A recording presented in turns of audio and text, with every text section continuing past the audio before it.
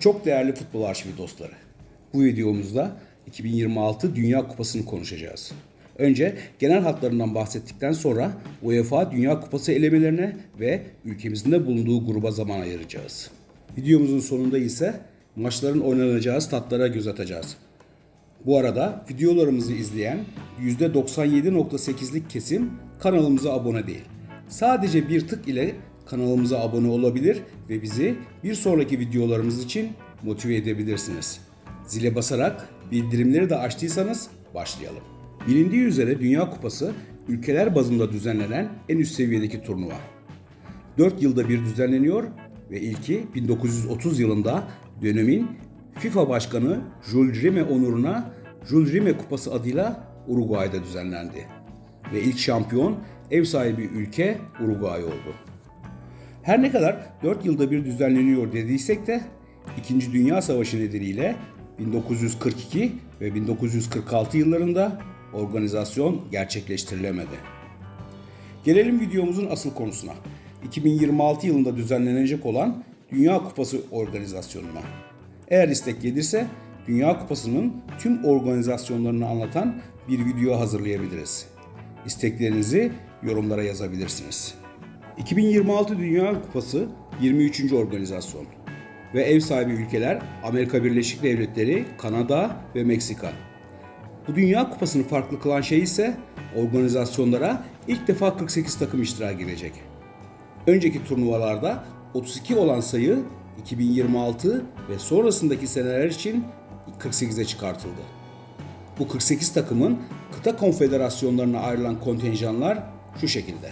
Ev sahibi 3 ülke direkt katılım sağlıyor. Buna ilaveten Kuzey ve Orta Amerika Ülkeleri Konfederasyonu'ndan 3 takım, Güney Amerika Ülkeleri Konfederasyonu'ndan 6 takım, Afrika Ülkeleri Konfederasyonu'ndan 9 takım, Asya Ülkeleri Konfederasyonu'ndan 8 takım, Okyanusya Ülkeleri Konfederasyonu'ndan 1 takım ve Avrupa Ülkeleri Konfederasyonu'ndan 16 takım. Toplam 46 takım bu şekilde belli olduktan sonra artı 2 takım kıtalar arası playoff maçları sonunda belli olacak. Bu maçlarda UEFA kontenjanı olmadığı için bu playoff turu bizi ilgilendirmiyor. Dünya genelinde kıta eleme turları başladı ve şu ana kadar ev sahibi 3 ülkeye ilave olarak 10 ülke finallere katılmayı garantiledi. Japonya, Yeni Zelanda, İran, Arjantin, Özbekistan, Güney Kore, Ürdün, Avustralya, Brezilya ve Ekvador. Avrupa elemelerine az sonra bakacağız. Finallere katılmayı başaran 48 takım 4'erli 12 gruba ayrılacak ve 32 takım bir üst tura çıkacak. Finallerdeki aşamaları bir başka videoda ele alacağız. Ve evet, UEFA Dünya Kupası elemeleri. Videomuzu buraya kadar seyrettiğiniz için teşekkür ederiz. Bizim için asıl önemli olan yere geldik. İlk hedef tabii ki elemelere geçip finallere katılabilmek için UEFA kontenjanındaki 16 takımdan biri olabilmek. UEFA üyesi 55 ülkeden 54'ü 12 gruba yerleştirildi. Rusya halen yasaklı olduğu için elemelere, dolayısıyla Dünya Kupası finallerine gidemeyecek. Gelelim elemelerin statüsüne. Bu 12 grubun ilk 6'sı 4, diğer 6'sı 5 takımdan oluşuyor. Gruplarını birinci bitiren 12 takım Dünya Kupası finallerine direkt katılım hakkı kazanacak.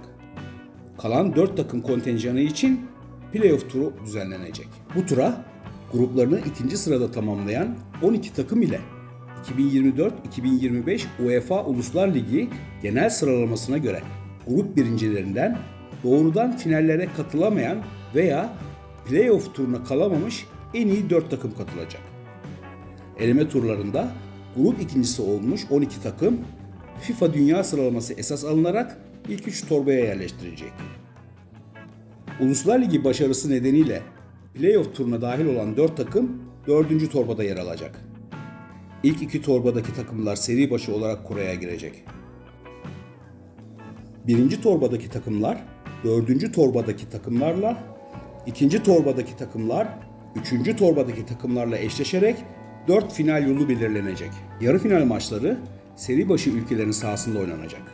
Final maçının oynanacağı ülke ise kura ile belirlenecektir.